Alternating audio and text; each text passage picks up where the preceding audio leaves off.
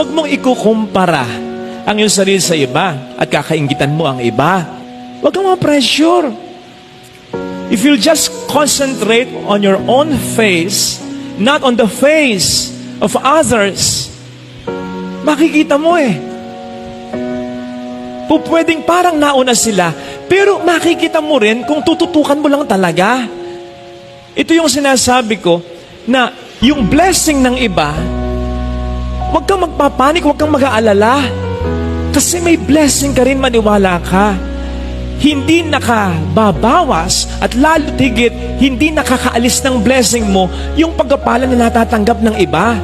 Makatatanggap ka rin, makikita mo rin.